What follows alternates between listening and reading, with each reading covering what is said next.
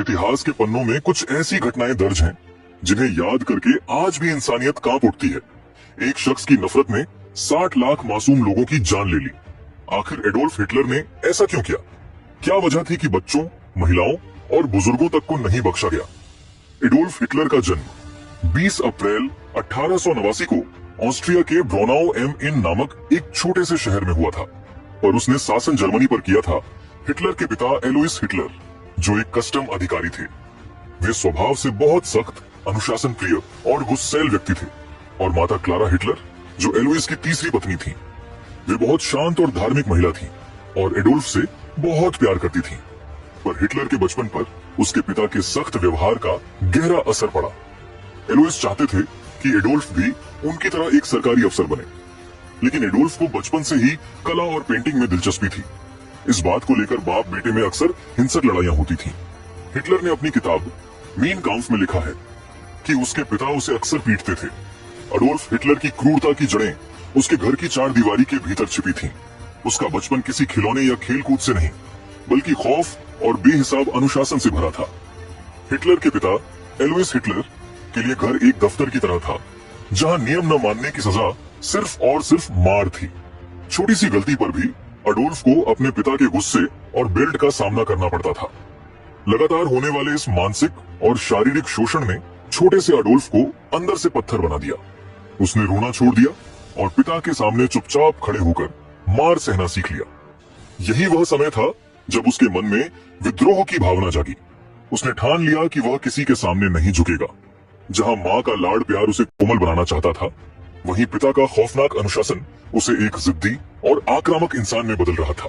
घर के इसी डर ने उसे सिखाया कि ताकत के दम पर किसी को भी झुकाया जा सकता है, और यही सबक आगे चलकर पूरी दुनिया के लिए तबाही का कारण बना। मना कि हिटलर पढ़ाई में बहुत अच्छा नहीं था, लेकिन उसे इतिहास पढ़ना बहुत पसंद था।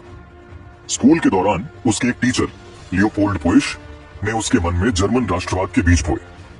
यहीं से हिटलर के मन में यह विचार आने लगा कि ऑस्ट्रिया को जर्मनी का हिस्सा होना चाहिए। 1903 में जब हिटलर 14 साल का था, उसके पिता की अचानक मृत्यु हो गई। अब वह अपनी मर्जी का मालिक था और उसने पढ़ाई छोड़ दी। यह हिटलर के जीवन का सबसे बड़ा सदमा था। उसकी मां की मृत्यु कैंसर से हुई। उनका इलाज करने वाला डॉक्टर एक यहूदी था। हालांकि हिटलर ने उस समय डॉक्टर का आभार माना था, लेकिन बाद के वर्षों में उसकी नफरत बढ़ती गई। 18 साल की उम्र में जब हिटलर कलाकार बनने का सपना लेकर वियना पहुंचा, तो उसे अंदाजा नहीं था कि यह शहर उसे कला नहीं, बल्कि क्रूरता सिखाएगा। यहाँ बिताए 5 सालों ने एक साधारण युवक को दुनिया का सबसे नफरती इंसान बना दिया। हिटलर ने 2 bar academy of fine arts की परीक्षा दी, और दोनों बार उसे यह कहकर निकाल दिया गया कि उसमें प्रतिभा की कमी है। उसी दौरान उसकी मां की मृत्यु हो गई, जिसे वह दुनिया में सबसे ज्यादा प्यार करता था। अब वह वियना की सड़कों पर अकेला था, बिना घर के, बिना पैसे के और बिना किसी उम्मीद के। एक समय ऐसा आया जब हिटलर को वियना की सड़कों, रैन बसेरों में रहना पड़ा। वह सड़कों पर बर्फ साफ करता, कुल्ली का काम करता और सस्ती पेंटिंग बेचकर अपना गुजारा करता था। जिस शहर की चकाचौंध को वह दूर से देखता था, वही शहर उसे भूख और तिरस्कार दे रहा था। इसी गरीबी ने उसके मन में अमीरों और समाज की व्यवस्था के प्रति गहरी कड़वाहट भर दी। वियना की सड़कों पर भटकते हुए हिटलर ने देखा कि शहर की ऊंची इमारतों और बड़े व्यापारों पर यहूदियों का नियंत्रण था। जब वह खुद भूखा सोता था, तब वह देखता था कि वियना की संपन्नता का एक बड़ा हिस्सा एक खास समुदाय के पास है। यहीं से उसके मन में यह विचार घर कर गया कि जर्मन लोग गरीब हैं क्योंकि यहूदी अमीर हैं। वियना की सड़कों पर बिकने वाले नफरती अखबारों और कट्टरपंथी भाषणों ने उसकी इस सोच को पक्का कर दिया। वियना ने उसे सिखाया कि दुनिया में कोई किसी का नहीं है। यहाँ की सर्दी और भूख ने उसकी संवेदनाओं को खत्म कर दिया। वह एडोल्फ नहीं था जो पेंटिंग बनाना चाहता था, बल्कि वह एक ऐसा विद्रोही बन चुका था जो पूरी दुनिया से अपनी गरीबी और अपमान का बदला लेना चाहता था। यही वह दौर था जब हिटलर के भीतर सत्ता और व्यवस्था के खिलाफ नफरत पैदा हुई। पिता के जिस अधिकार से उसे नफरत थी, आगे चलकर उसने खुद उसी असीमित अधिकार को पाने की जिद पाल ली। हिटलर का बचपन हमें सिखाता है कि घर के भीतर का डर या तो इंसान को तोड़ देता है। हिटलर ने वियना की सड़कों को नहीं छोड़ा था, बल्कि उस हार को छोड़ा था जिसने उसे तोड़ दिया था। उसे नहीं पता था कि जर्मनी की यही धरती उसे एक बेघर पेंटर से दुनिया का सबसे खौफनाक तानाशाह बना देगी। 1913 में हिटलर वियना छोड़कर जर्मनी के म्यूनिख शहर चला गया। इसका एक कारण ऑस्ट्रिया की सेना में भर्ती होने से बचना भी था, क्योंकि वह ऑस्ट्रिया के बजाय जर्मनी के लिए लड़ना चाहता था। जिसके कुछ कारण थे। हिटलर को ऑस्ट्रिया की सेना में भर्ती होने के लिए बुलाया गया था, लेकिन हिटलर को ऑस्ट्रिया हंगरी के साम्राज्य से उसे लगता था कि यह साम्राज्य अलग अलग जातियों का एक खिचड़ी है और कमजोर हो चुका है। वह ऑस्ट्रिया के लिए मरना नहीं चाहता था। हिटलर खुद को जर्मन मानता था, न कि ऑस्ट्रियाई। उसका मानना था कि वियना अब शुद्ध जर्मन शहर नहीं रहा। वहां कई अलग अलग नस्लों के लोग बस गए थे। उसे जर्मनी के म्यूनिख शहर से प्यार था। उसे लगता था कि असली ताकत और आर्यन सभ्यता सिर्फ जर्मनी में ही फल फूल सकती है। वियना हिटलर के लिए अपमान और असफलता का प्रतीक बन चुका था। यहाँ उसने भूख झेली थी, उसे आर्ट स्कूल से निकाला गया था और वह सड़कों पर रहा था। वह उन यादों से दूर भागना चाहता था। उसे लगा कि म्यूनिख जाकर उसका कलाकार बनने का सपना शायद फिर से जी उठे और वह एक नई पहचान बना सके। प्रथम विश्व युद्ध 1914 से 1918 में हिटलर एक मामूली सैनिक था। जब जर्मनी युद्ध हार गया और उस पर वर्साई की संधि थोपी गई तो हिटलर इसे बर्दाश्त नहीं कर पाया। जर्मनी को अपनी जमीन और पैसे देने पड़े, जिससे हिटलर और आम जर्मन जनता के मन में बदले की आग भड़क उठी। उसने राजनीति में उतरने का फैसला किया। वर्साई की संधि की सबसे विवादित धारा थी आर्टिकल 231। इसके तहत जर्मनी को मजबूर किया गया कि वह लिखित में स्वीकार करे कि प्रथम विश्व युद्ध में हुई पूरी तबाही और मौतों के लिए सिर्फ और सिर्फ जर्मनी ही जिम्मेदार है। जर्मनी पर युद्ध के हार जाने के रूप में 6.6 बिलियन पाउंड, आज के हिसाब से खरबों रुपए का भारी जुर्माना लगाया गया। जर्मनी की अर्थव्यवस्था पहले ही बर्बाद हो चुकी थी। इस जुर्माने ने उसे पूरी तरह कंगाल कर दिया। हिटलर ने इस संधि को पीछे से मारा गया खंजर कहा था। उसने अपनी रैलियों में इस संधि का खूब इस्तेमाल किया।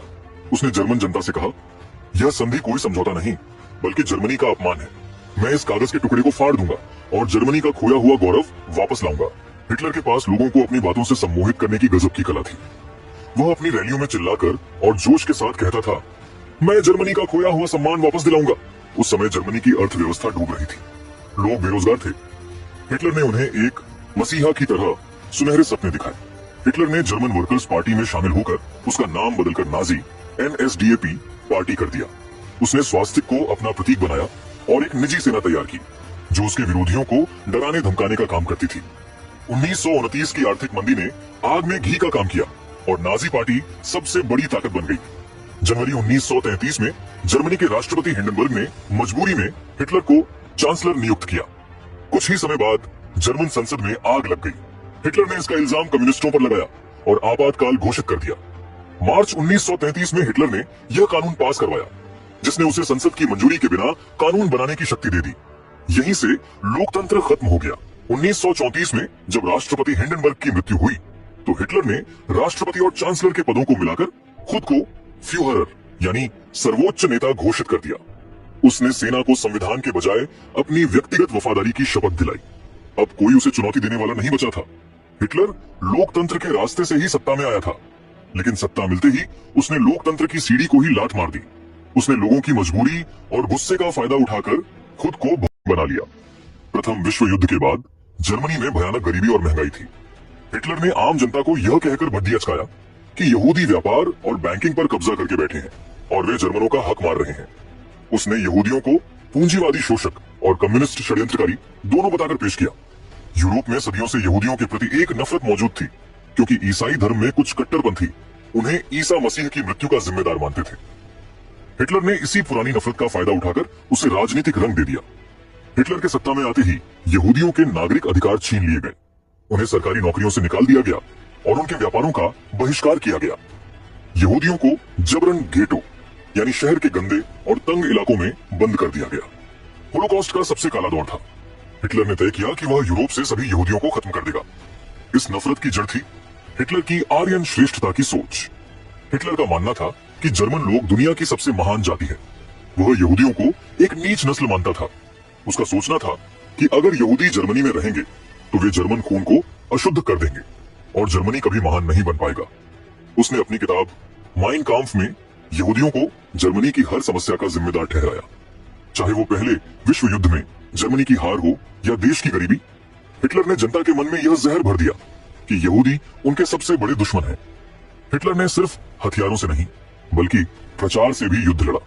उसके प्रचार मंत्री जोसेफ गोएबल्स ने रेडियो और अखबारों के जरिए यहूदियों को इंसान के बजाय बीमारी की तरह दिखाया। जब आप किसी को इंसान मानना बंद कर देते हैं तो उन पर जुल्म करना आसान हो जाता है। हिटलर ने यही किया।